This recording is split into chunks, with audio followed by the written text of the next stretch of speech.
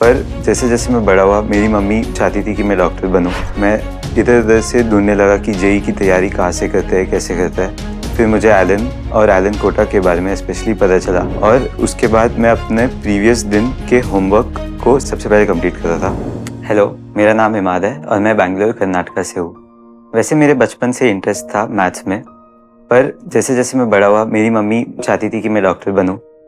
पर फिर जब उन्होंने देखा कि मेरा मैथ्स ही में इंटरेस्ट था, तो मेरी मम्मी और पापा ने फिर मुझे सपोर्ट किया और मुझे अपनी जेई की प्रिपरेशन में पूरा सपोर्ट दिया।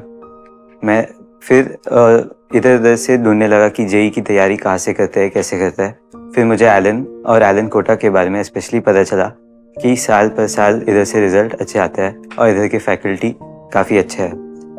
फिर मैंने और एक्सप्लोर किया और 10th में बोर्ड के बाद मैंने डिसीजन लिया कि मुझे कोटा आना चाहिए। और मेरे फादर और मदर पहले थोड़े से हेजिटेंट थे, पर फिर उन्होंने भी सोचा कि हाँ, मतलब बच्चे के फ्यूचर के लिए ये सही स्टेप होगा और उन्होंने विश्वास रखते मुझे कोटा भेज दिया।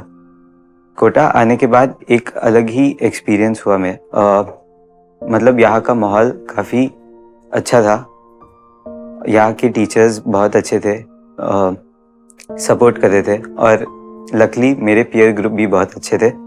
वो हमेशा मुझे मोटिवेट करते थे, कभी कभी मुझे सिखाते भी थे और मुझे टिप्स और स्ट्रैटेजीज भी देते थे कि क्वेश्चंस को जल्दी और इफेक्टिवली कैसे सॉल्व करता है। ड्यूरिंग माय प्रिपरेशन मैं सुबह करीब 6 to 7 के आसपास उठता था और फिर नीचे जाता था वॉक करने के लिए 5-10 मिनट। थोड़ी सी अच्छी फ्रेश एयर मिलती थी और मेरा दिमाग खुलता था उसकी वजह से। फिर मैं वापस आके फ्रेशन अप, ब्रश ये सब करके ब्रेकफास्ट के लिए चला जाता था और उसके बाद मैं अपने प्रीवियस दिन के होमवर्क को सबसे पहले कंप्लीट करता था। उसके बाद मैं कंप्लीट करते करते कभी लंच बच जाता या कभी उससे थोड़ा सा आगे का समय हो जाता, तो लंच जल्दी करना पड़ता था और उसके बाद क्लास जाता था। क्लास में मतलब सर काफ़ी अच्छे से पढ़ाते थे और एकदम फोकस होके मैं उनकी बातें को, उनकी टीचिंग्स को समझ पाता था। क्लास से आने के बाद डिनर का समय हो जाता था। फिर मैं डिनर खा के थोड़ा आधा एक घंटा टेबल टेनिस खेल लेता था मेरे दोस्तों के साथ और माइंड फ्रेश करने के लिए। फिर वापस रूम में आके अपने नोट्स रिवाइज करता था जो उस दिन सर ने पढ़ाए थे हमें। और फिर करीबन 10:30-11 के आसपास मैं सो जाता था। ये मेरा डेली रूटीन होता था मोर और लेस। ड्यूरिंग माई प्रिपरेशन मैंने फिजिक्स, केमिस्ट्री और मैथ्स को इक्वल वेटेज दी थी।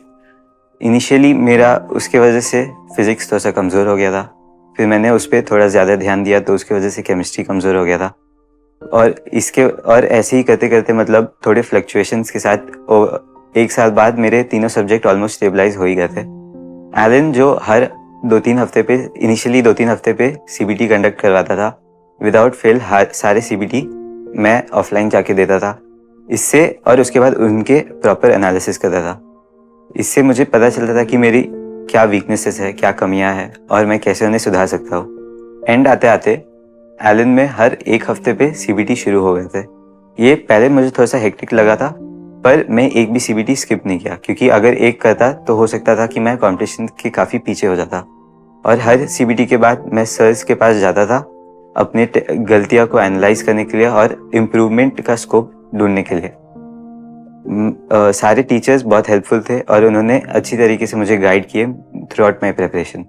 अब मैं आपको मेरे एक स्पेशल बॉन्ड के बारे में बताना चाह रहा हूँ जो मेरी छोटी बहन के साथ था। थ्रू आउट माई प्रिपरेशन मैं उससे अलग रहा फॉर ऑलमोस्ट अ ईयर। एक साल बाद छुट्टियों में मैं गया था, वो भी बस 14 दिन के लिए। बीच में वीडियो कॉल और ये सब और नॉर्मल कॉल पे बातें तो होती थी। इससे थोड़ा सा वो एक स्ट्रेस बस्टर की तरह भी एक्ट करता था, मोटिवेशन भी मिलता था और माइंड फ्रेश हो जाता था। अब एक final message for future aspirants, कभी भी अपने मेंटल हेल्थ के कॉस्ट पर प्रिपरेशन नहीं करो और हर दिन इतना फिक्स नहीं रखो कि इतने घंटे पढ़ने, ये फिक्स रखो कि क्या खत्म करना है उस दिन। फ्यूचर एस्पिरेंट्स के लिए मेरी तरफ से एक थोड़ी टिप्स या गाइडेंस मान लीजिए। पहली बात, सारे क्लासेस जाना कंपल्शन है, कोई क्लास स्किप नहीं होनी चाहिए। दूसरी बात, कोई टेस्ट्स वगैरह स्किप नहीं होनी चाहिए और ये ज़रूर ध्यान रखना कि टेस्ट्स के बाद एनालिसिस इम्पॉर्टेंट है।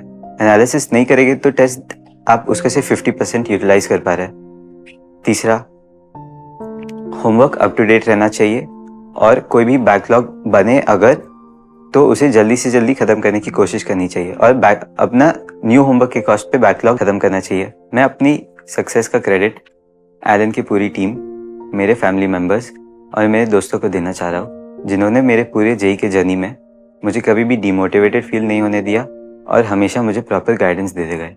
Thank you.